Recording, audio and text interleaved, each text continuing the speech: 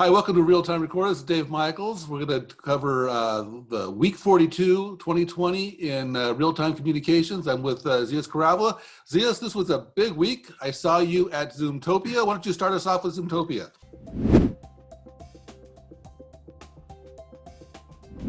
Yeah, I did see you virtually at Zoomtopia, and actually, while I'm doing my segment, I'll put my Zoomtopia hat on. Yeah. So there we go. It was it actually was a pretty big event for a virtual event. For the record, I would be wearing my Zoomtopia shirt, but they didn't send me one. So I just going to put that out there. But go ahead. Well, they did send hats out.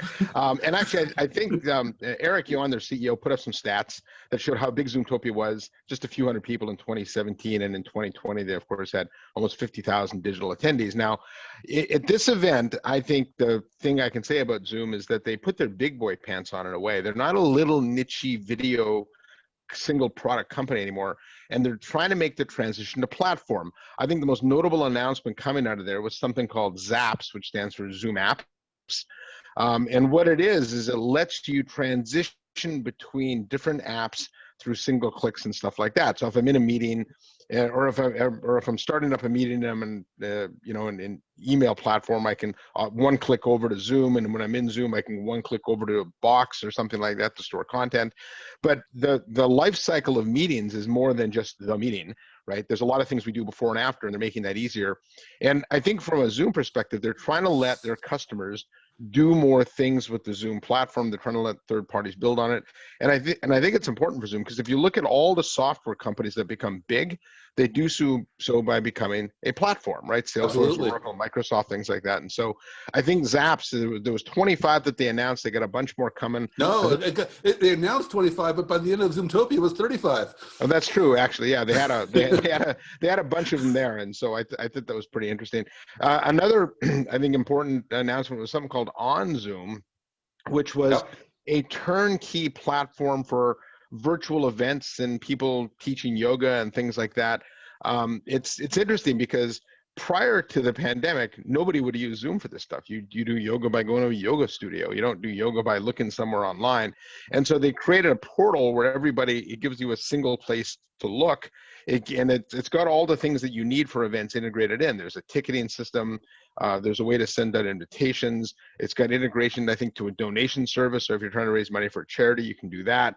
But it's kind of this cool turnkey event process. I asked Eric if they figured out how to monetize it, and he said they really haven't even looked at the monetization process of it yet. They wanted to get it out there, but this has become a big thing for these virtual platforms, and I think it's great that Zoom actually ruled something out in order to do this. So I'd like, there was only, I think, a handful of on Zoom things in there, but I would expect to see more there. But I think the most notable thing is, again, it plays into that platform play where now you can use Zoom for meetings, or you can use them for these larger virtual type events, or what, it doesn't have to be larger ones. It can just be a small concert or whatever, but it gives you a single portal to go look for those things.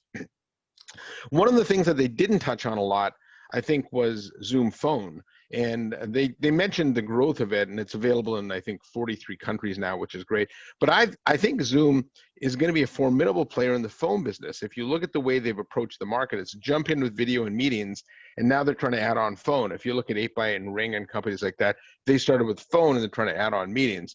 And I think the transition, we've talked about this before, from meetings to phones is actually easier than the other way. Because meetings they're kind of, you kind of have an emotional attachment to it. It's sticky. And so they don't have they're not as full featured as say a Ring Central, but they might have just enough features. And given that more and more people are working from home and we're living with meetings, right? I think the add-on to their phone system is using the other way. So, I know you've got a lot of thoughts on phone too. Yeah, I was really surprised that phone and chat, for that matter, didn't get more attention in the keynote. They ran their quarterly results the same time as Zoomtopia, which just kind of boggles my mind. So I watched the quarterly results, and they reveal in there that, oh, by the way, in about a year of Zoom Phone, we've got 500,000 paying customers. Now that's a extraordinarily huge number, and it's actually a little bit of a suspicious number. I mean, you've got somebody like Ring Central, who I think last reported around 2 million seats, and so Zoom's at a quarter of that in a year. Ring Central's been at it for what, 21 years, something like that. So so extraordinary numbers. It's not clear because I can't really tell in the financials if that's really, what these companies are really paying for Zoom Phone. I don't know if Zoom is bundling it in, giving it away for $1, or if it's, usage-based pricing or whatever. You can't tell these bigger deals. I'm guessing there's some bundling going on in there. There's definitely some bundling going on.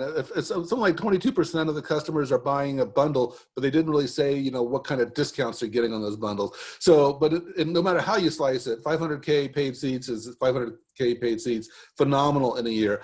I think you said 43 countries, which was again the beginning of the week. By the end of the week, it's 44 because they added South Africa. I don't know of any company that's added, countries at the pace that they've done. These are mostly regulated countries. They've got to deal with taxes, compliance issues, 911 or equivalent of 911, et cetera. So just an extraordinary achievement with Zoom Phone. Zoom Chat hardly got any attention in the keynote. I think Zoom Chat is a kind of this ambiguous, it's a very powerful solution. It's kind of replaced Skype in many ways. I'm doing a lot of Zoom Chat intercompany between people where they used to use Skype or even Hangouts for that type of thing. The companies, both Slack and Zoom, are very officially, we love each other, we work with each other, but both companies are kind of building up very strong overlapping solutions. Slack's partnering with Chime, with Amazon Chime for video, and Zoom is building out chat really strong. So a little bit they didn't really address that. I think it just got a mention. That was it, but there probably wasn't a lot new there, right? So. There wasn't a lot new on chat. There was hardly anything new on voice. I mean, voice, they enhanced 911. They enhanced. They talked about SMS type of stuff. Yeah. But the Zoomtopia conversation was meetings. On Zoom, I think it's really clever. I think on Zoom, I applied to be an on Zoom host. I filled out the application, but it's very consumer oriented. I had to pick my category for talking points, and it was something between food and drink and exercise or something. There was no business type of category, so it's very much aimed at prosumer type of stuff. Well, pretty soon we'll do real-time recorded on Zoom and just charge people to watch this. And then the last thing I want to just touch on in Zoomtopia was they're making extraordinary headway in devices. Particularly on the low end, right? So on the low end, they've already previously had announced the Facebook portal. Now they've got the Amazon Show. They've got the Neat Frame. They've got the Nest, the Google Nest Max. They've got. The PolySync speakerphone. Poly introduced their whole new line. Actually, Poly's really interesting. They announced the appliance last year at Zoomtopia. They announced a new line of speakerphones at this Zoomtopia. They announced the devices as a service in the middle of the year with Zoom. So Poly's actually pretty close to Zoom. But Neat announced 2 new products.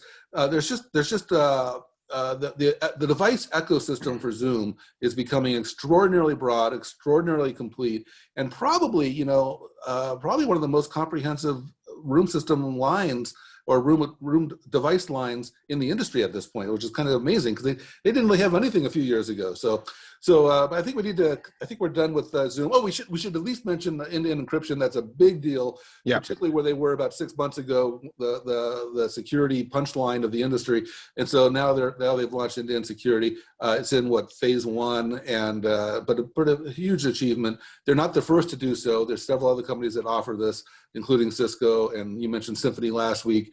8x8's got a great solution, but a huge differentiator from Microsoft and Google, which are unlikely to follow in that regard.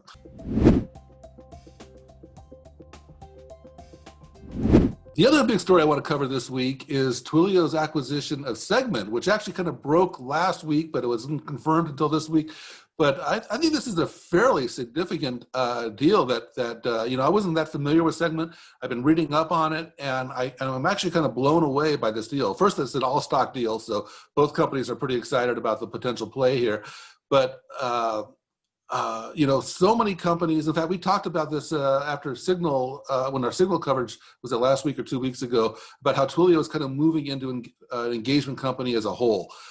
Flex is their contact center solution, but all of Twilio is really becoming an engagement company. And so they're positioning themselves as either a replacement for contact center or as a complement to contact center. And I think that's really important that they're playing both angles now. And a big challenge in the contact center business is getting a complete view of the customer. all the contact center companies are talking about how to get a complete view of the customer. Most of them are fighting with Salesforce or some CRM about getting more customer data. And Twilio just kind of went around that whole discussion and went with Segment, which kind of pulls together all these data sources, including your e-commerce databases, your marketing automation databases, your CRM, your support databases, your homegrown apps, mobile apps. I mean, all these different things that keep on popping up everywhere with the customer data. And Segment is really good at pulling this all together. And so Segment's got this all together. Twilio's got the ability to communicate with the customer. I think it's creating a pretty strong story there. What do you think of that, Zeus? Yeah, it was sort of a curious move for a company that's still not really a mainstream contact center vendor, right? If somebody else had gone out and bought it, like a Five9 or something, that would have made a lot of sense. But I think it does show that Twilio is committed to contact center. They go at it differently.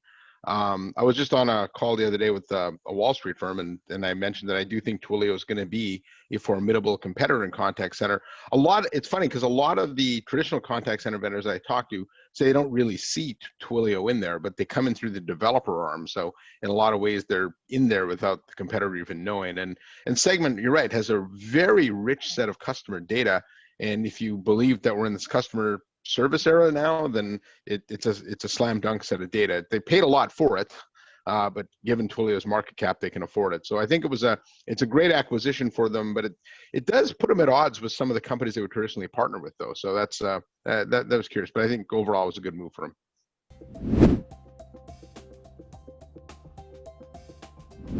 Another piece of news this week was Bandwidth buying Voxbone, and this was really more of a consolidation play. For not a lot of people know who Bandwidth or Voxbone are, but they call themselves CPaaS vendors, but they're not CPaaS in the way that Twilio and Nexmo are.